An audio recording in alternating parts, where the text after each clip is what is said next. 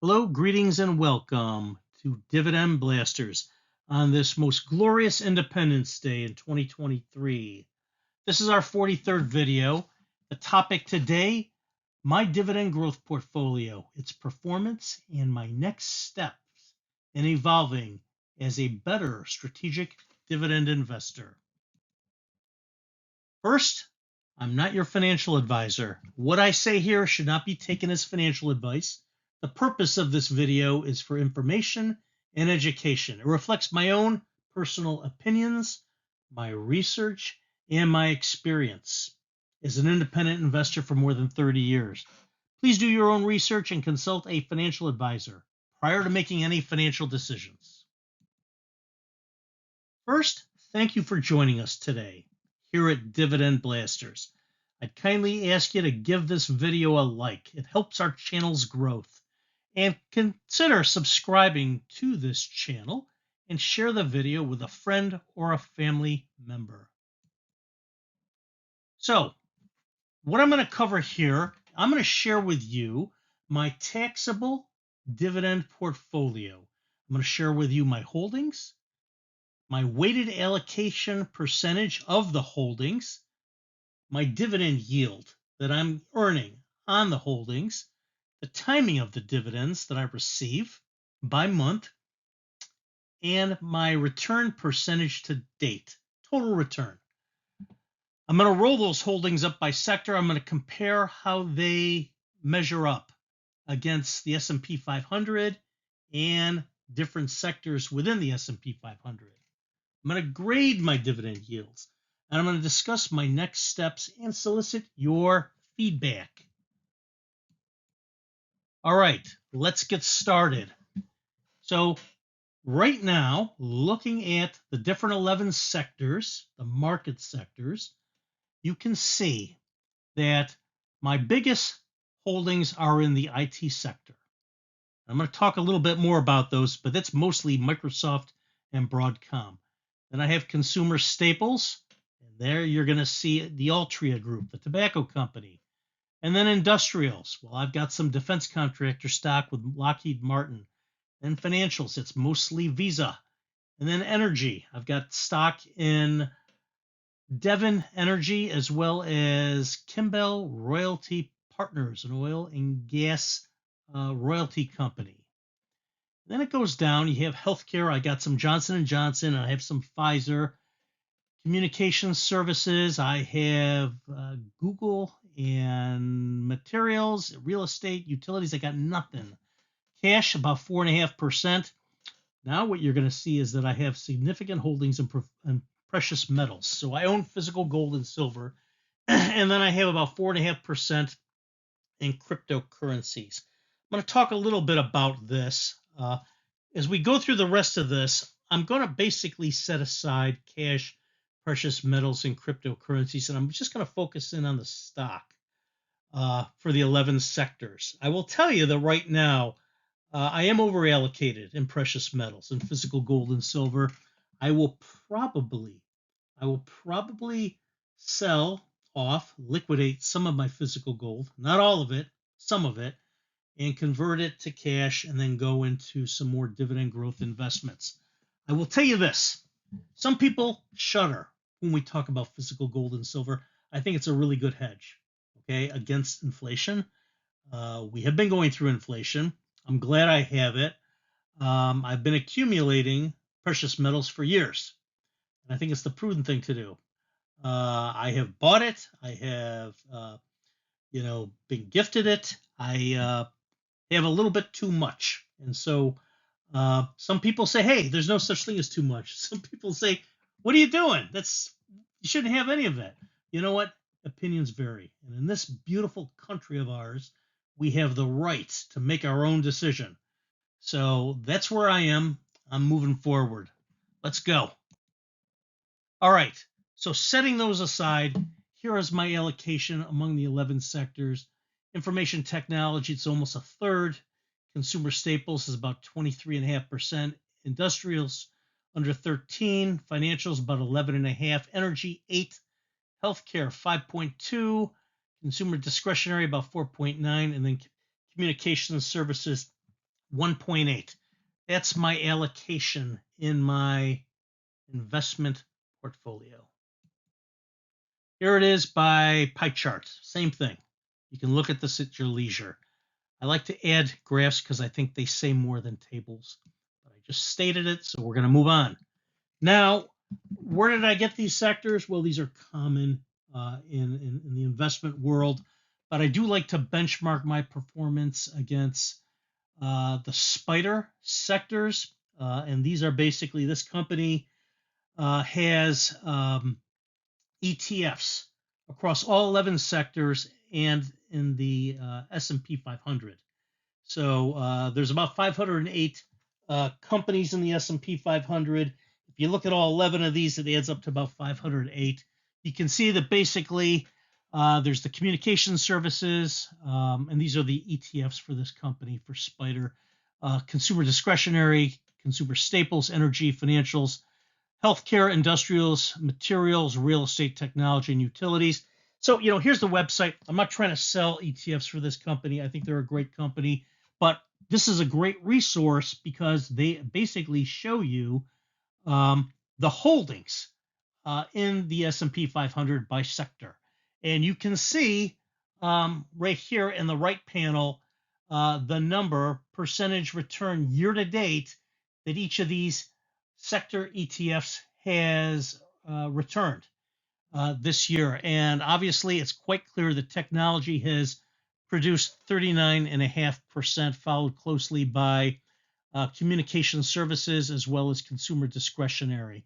And then they all start to go down. And then the ones that have lost significantly are the utilities, over 7%, as well as energy. And then it's a little bit less. I'm going to do a little deeper dive in the next few slides to show you the top 10 holdings within each of these ETFs, so you get a flavor of the key holdings in the S&P 500 by market sector. I think it's a great resource. It's actually quite informative because if you say, hey, listen, I want to have more exposure in the real estate sector, I wonder which firms are more prominent in the S&P 500. You can find that information here. You can see the performance as well. So that's the purpose of this. And that's how that's really what I'm doing in underpinning my analysis here. So let's go through these. So as I mentioned, communication services has been the top performing sector year to date. So since January, there's 23 holdings in this sector within the S&P 500. You can see that Meta holdings as well, or Meta platforms, followed by Google, then T-Mobile and Verizon and Netflix. Those are the top holdings. You can also see the percentage change, or really it's price appreciation year to date. And you can see of these top weighted ones, Meta platform has done well, over 137%, followed by Netflix. Now, you know what? I'm not going to show you all 23. I'm just going to show you the top 10. You got the website here. You can go there and you can go through all the pages and see which of the lesser weighted holdings there are and how they did. All right, so that's communications. Let's go to the next one, consumer discretionary. There's 53 holdings in consumer discretionary. Overall, they returned 33% year to date. Tesla has done well. We know that last year they, got beat up pretty badly, but they are coming back over 112%. Amazon has done well, 55%. Booking Holdings has done well, 35%. Ford, wow, 30%. So, you can take a closer look at these consumer discretionary. Lowe's has done pretty good. I've got holdings in Lowe's, and I'll get to my holdings after I cover these. But you can see if you go to the website, you'll be able to see all the holdings and how each of them have done year to date. Next one is consumer staples, 37 holdings, just barely breaking even, 0.27%. Some have done better than others. So basically, Procter & Gamble, most heavily weighted, followed by PepsiCo. Costco, number 3, has done very well of these top weighted holdings, over 18.5%. Go down a little bit, you'll see that Walmart has done pretty well, almost 11%. Some of them have lost Target has lost. You've heard about Target in the news with some of the controversy around some of their positions and political issues. I'm not going to get into that. You can read the papers and follow that. Let's go to the next one, energy. So energy's been down this year, and that's not surprising because the price of a barrel of oil has been down. So the energy sector is down 7%. You can see that ExxonMobil and Chevron are the most heavily weighted in this sector, losing under 3% and then a little under 12.5%, respectively. Marathon Petroleum barely breaking even, but basically a lot of red within these first 10. There's 23 holdings. You can look at those at your leisure. Let's go to the next one, financials. Basically you get your banks and your credit card companies. Berkshire Hathaway is number one weighted in this sector, 13%, followed by JP Morgan Chase and then Visa. They are all in the green. Berkshire Hathaway over 10%, JP Morgan Chase 9 1/3, Visa 14 1/2, MasterCard 13.1. Anyway, that's those are the top ones right there. Healthcare, well, they're down 3%. Number one is United Health, followed by Johnson & Johnson. Eli Lilly has done very well. They're number three, but as far as return goes, they're doing very well with a lot of their diabetes treatment drugs that are on the market. You've heard of Mounjaro and Trulicity and some of the others. They're just going gangbusters. AbbVie is down, and AbbVie has been a market leader for years. They recently have lost their patent protection. It expired for their wonder drug Humira. That's down. Pfizer is down significantly. Remember, they were the market leader in the COVID drug treatment during our pandemic and coronavirus. Abbott Labs is down. Danaher, Bristol Myers Squibb is down. So a lot of them are down. There's a few exceptions, and it's primarily Eli Lilly. Let's go to the next one. Industrials, this is primarily your defense contractors. Raytheon is the most heavily weighted, followed closely by Honeywell. They're both down. What is up is number three, UPS. Boy, I love my UPS holdings, and I'm glad I got them. Number four is Caterpillar. They're also up, and I'm looking closely at acquiring Caterpillar. Union Pacific is down. Boeing is doing well. Boeing, however, does not pay a dividend. I do not have shares in Boeing. GE is up significantly. John Deere and Company, they're down. Lockheed Martin, I have several shares in Lockheed, and they are down a little under 5%. ADP is down a little under 8%. Let's move on. Materials, well, this is one sector I have zero exposure to. You're basically going to see a lot of chemical companies, paint companies. So you see Lind PLC, Air Products, Sherwin-Williams. Those are the top three weighted investments in this sector. Mixed here. Lind and Sherwin-Williams are up. Air Products and Chemicals is down a little under 4%. Freeport McMoran is up about 7%. And then you see a significant jump in Ecolab Inc. and then Nucor. Dow is up. PPG Industries is up. There's 29 holdings in this market sector, and they're up at an aggregate level a little over 6.5%, 6.68% to be precise.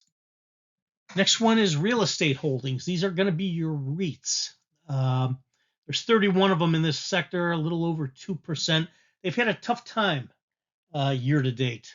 They're just not doing great. They typically don't return high returns. People invest in REITs. I have been an investor in REITs in the past. You invest in them for the steady recurring dividend. So you're not going to see explosive growth in them like you would in a tech stock. So the top holding is Prologis, and then American Tower, or AMT, and then Equinix, then Crown Castle, then Public Storage, then, of course, our monthly Dividend Company Realty Income. So those are the top weighted ones. A lot of red here, but it's a little bit mixed. All right, let's move on. Next one is the technology sector. This by and far has done very, very well year to date, 39.5% almost. 65 holdings. Top holdings by weight are Apple, then Microsoft, and then it drops down precipitously to Nvidia, which has done really well year to date. 190% for Nvidia. Nvidia has a very modest dividend. A lot of the tech stocks, the dividends are not high. I will tell you that Microsoft has a dividend about 1%, a little less, but their cagr, or the dividend growth rate, is absolutely phenomenal. Broadcom, nice dividend yield, spectacular dividend growth rate, and has shown great appreciation in growth as a stock year to date, over 55%. Adobe, Cisco Systems, Salesforce, Accenture, Advanced Micro Devices, they have shown really good growth year to date. No dividend there, but something to think about. Market sector for utilities. I have no exposure in this sector, none. I have looked closely at them. I've done some research. NextEra Energy is the most heavily weighted one in this sector, followed by Southern Company and then Duke. Dominion is one that I'm familiar with. I have owned it briefly. I have actually looked at NextEra Energy Partners, did a video on them. So I may consider going in with them. I've also considered Con Edison. I think they're a little bit overpriced, but I think it's a good investment just the same. So I will ask you guys at the end, think about this, and if you have a suggestion, let me know. All right, let's go to the next one. Okay, so those are the 11 market sectors. This is my portfolio, and I did talk a little bit about this. The market, the portfolio weighted by my holdings. So it's information technology, about a third, as I mentioned. Consumer staples, about 23.5. Industrials, a little under 13. Financials, 11.5, and then energy, 8, and consumer discretionary, around 5, and healthcare 5, and then communications a little under 2. You can see the annual dividend income broken out by percentage, and what's clear is that I get most of mine from consumer staples. I will tell you that that's mostly from the Altria group. And then as far as energy, I get significant amounts from Devon Energy as well as Kimbell Royalty Partners. It's an oil and gas royalty company. You'll notice that the gain, and these are unrealized because I haven't sold them, but the gain is negative for my energy holdings. Energy has been taking a beating this past year. What has done well are information technology, and I'm getting most of that from Microsoft and Broadcom. They've done very, very well. Consumer staples, it's been good. It's been good. I'm mostly getting dividend growth from Altria, not spectacular growth, but steady growth, and it's pretty good. I would say of my dividend income investments, Altria is probably the best. The dividend growth, not number one, but it's in the mix. I would say dividend growth, I'm looking more closely at Broadcom and Altria. Communication services, the gain is mostly coming from Google. That's where that's coming from. No dividend there. It's 0%, as you can see, but has done very well year to date. Healthcare has been beaten up a little. And my healthcare, I'm going to get more into the holdings, but I'll just tell you, Johnson & Johnson and Pfizer, they've been struggling, particularly Pfizer in the post-pandemic era. They have been struggling. Industrials, my defense stock, Lockheed Martin, has been struggling. Not badly. It's down about 4 or 5%, but that's basically explains that unrealized loss rate there.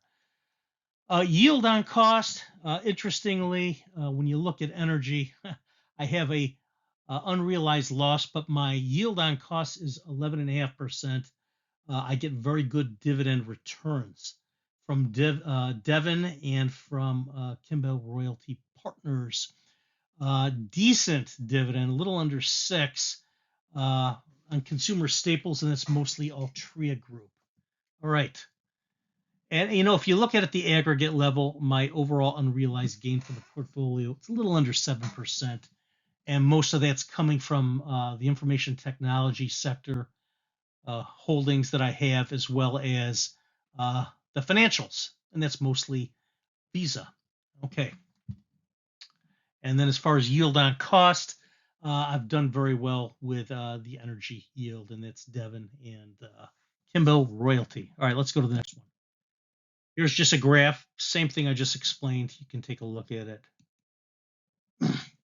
So here's the little bit more of a detailed deep dive of the holdings by sector, but by holdings. Okay, so let's take a closer look. Number one is the Altria Group. It's the consumer staples tobacco company. It's a large value cap, and it accounts for about 15.77% of my portfolio. As far as dividend income goes, it's over 38%. That yield on cost is sweet. It's over 8%. So to me, I don't get spectacular price growth. I don't get spectacular dividend growth, but I get very steady, consistent dividend returns from Altria. Next is Broadcom, ticker symbol AVGO. That's about 15.5% of the portfolio. And as far as annual dividend income, it's about 9.58%. Pretty damn good. Next is Microsoft. That's about 14% of the portfolio. The dividend yield is more modest, but the growth of those dividends is very good. That accounts for about 3.25%. Let's go down a little bit, and I'm really just focusing on the ones that are bolded. Visa, that's about 8.5% of the portfolio, and that's 1.87% of dividend income. So again, the dividend yield is modest. The dividend growth rate is very good. So the expectation is that with that cagr growing at an increasing rate, the dividend income will increase over the years. And then let's take a look, last but not least, Kimbell Royalty Partners, or KRP, that's 7.4% of the portfolio, accounts for a very significant amount of my annual dividend income, 27%. So even though there's an unrealized gain of minus 7.2%, I'm still getting my dividends. So if there's a lesson learned here, don't be a slave to the ups and downs of the market. Invest in really good companies that have growing dividends. Okay, growing dividends over a long period of time. And if they have good growing revenue, good growing cash flow, that's something to think about. All right. So let's take a look at how these dividends are coming in, the timing of them. So what you see here, the lion's share of these are coming in March, June, September, and December. They're quarterly dividends. You've got Broadcom. I'm just going down the list. Visa, Waste Management, Devon Energy, UPS, Johnson & Johnson, Pfizer, Kimbell Royalty Partners, Lockheed Martin, Microsoft, and Intel. Okay, those are the March, June, September, and December. If I'm looking at February, May, August, and November, it's CVS, Costco, and Lowe's. And then the ones that are lightest are January, April, July, and October, and that's the Altria Group and Medtronics, the medical equipment company. That's the top panel. If you look at the bottom panel, you'll see the corresponding dollar amount I get for each share. So dividend per share. So for instance, let's look at March. Broadcom, AVGO, I am going to get $4.60 dividend payment for every share I own every 3 months. Now that's pretty good. That's really why I like it. And it's a growing enterprise. One of the best chip makers in the world. And as for dividend growth investors, I'd say it's number one, in my opinion. All right, let's press on. And you can look at the spread at your leisure.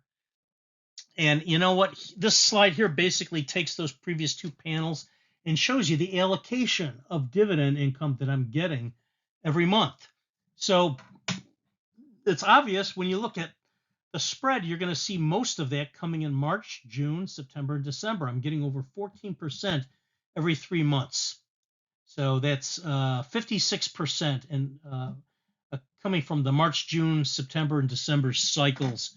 If I am looking at January, April, July, and October, that's going to be almost 40%. And then February, May, August, and November, I'm light. I'm just very light in those months. And that's probably something I want to build up. And I'm taking a closer look at that. I'll tell you, that's not an overriding concern. That's more of a happy to glad change. Really, I'm looking for maximum return, total return. And when I say total return, I'm talking price appreciation and dividends. That's what I'm looking for. I'm looking for cash flow, consistent and growing. All right, so what are the key takeaways here that I've gone through? The key takeaways are this. I am very heavy in technology and consumer staples. Okay, of those 11 market sectors, that's where I'm heavy.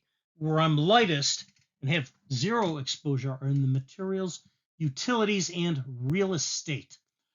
More than 50% of my portfolio value is coming from 5 holdings: Altria, Broadcom, Microsoft, and Visa. I'm sorry, 4 holdings. Those 4. 80% of my portfolio dividend income is coming from these 4. I'm sorry, these 5. If I could count today. Altria, Kimball Royalty Partners, Broadcom, Lockheed Martin, and Microsoft. And as I showed you from the last graphic, I'm heavier in the March, June, September, and December cycles. I'm very light in February, May, August, and September.